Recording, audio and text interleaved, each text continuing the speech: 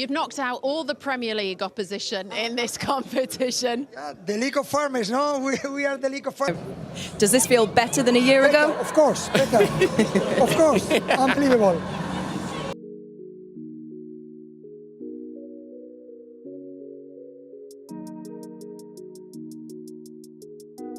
For years, people loved to call League One the Farmers' League, a weak competition that could not produce a real European challengers.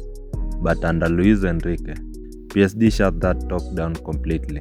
In the summer of 2023, Paris Saint-Germain decided it was time for a real change. They'd spent years building teams around superstars, chasing that elusive Champions League title, but it kept slipping away. So they brought in Luis Enrique, a no-nonsense Spanish coach with fire in his belly and a clear vision. In just a few seasons, he completely transformed the club. He oversaw the exit of massive names, built a more balanced and hungry squad, delivered PSG their first Champions League trophy in 2025, and then defended it dramatically in 2026 against Arsenal. Along the way, he led PSG to victories over every major English Premier League side they faced, and a dominant run that silenced the critics. This is how Luis Enrique turned PSG from a superstar project into a real European dynasty. First, a bit about the man himself. Luis Enrique Martinez Garcia was born on May 8, 1970 in Gijón, Spain. As a player, he was that versatile, tough, high-energy guy who could play midfield or up front. He had big spells at Real Madrid and especially Barcelona, where he became a cult hero. Even though he had come from rivals, he was known for his work rate, technique, and that competitive edge that never quit. His coaching career started with Barcelona B, then took him to Rome, Celta Vigo, and back to Barcelona's first team between 2014 and 2017. He delivered a treble in 2015. He also managed Spain, taking them deep in competitions. People knew him for demanding high pressing, fluid attacking football, and putting the team above individual egos. Funny enough, he had once said he will never coach PSG, but in July 2023, he signed a 2-year deal to replace Christophe Galtier, and from day one, you could tell he meant business. When Enrique walked through the doors at the Parc des Princes, PSG was at a turning point. The big money era had brought incredible talent like Messi, Neymar, and Mbappe, but the chemistry wasn't always there, especially in Europe. Luis Enrique immediately started shifting the culture. Less drama, more discipline, hard work from everyone. That first summer, big changes happened. Neymar headed to Saudi Arabia, Messi's time wrapped up, and although Mbappe stayed for one more year before leaving for Real Madrid in 2024, the squad started to refresh with players like Ousmane Dembele, Vitinha, Brady Bacola, and some exciting academy kids. It wasn't always smooth. There was a tough moments adapting and some earlier inconsistency, but the results spoke for themselves. PSG cruised to the Ligue 1 title, picked up the Trophée des Princes and the Cup de France, a domestic treble in his very first season.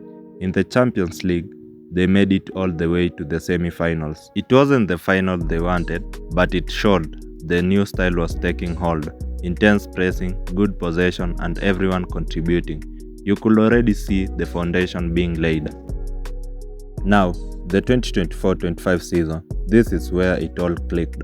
Mbappe was gone, and a lot of people outside Paris was writing PSG off. They will struggle without a superstar, they said. Luis Enrique had other ideas.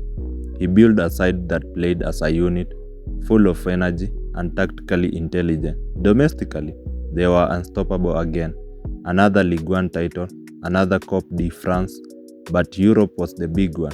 PSG powered through and reached the final against Inter Milan in Munich. They delivered a stunning 5-0 demolition, one of the most dominant Champions League final performances ever. Young players stepped up huge.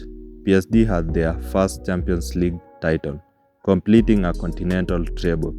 the first ever by a French club. Enrique joined an elusive club, one of the few managers to win trebles with 2 different teams. More silverware followed that year too. Then came the 2025-26. PSG were chasing history now. They won the League One again, but the real test was defending the Champions League. They made it to the final in Budapest against Arsenal. It was a tense, tight battle. Arsenal took an early lead through Kai Havertz, but Ousmane Dembele equalized from the penalty spot. After extra time, it stayed 1-1 and it went to penalties. In a dramatic shootout, PSG held their nerve, winning 4-3. Gabriel Magalhaes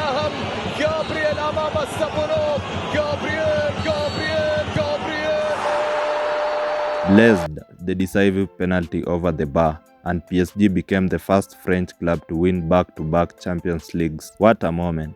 Defending the title against a strong Arsenal side showed real character and maturity. So, what makes Enrique's PSG special?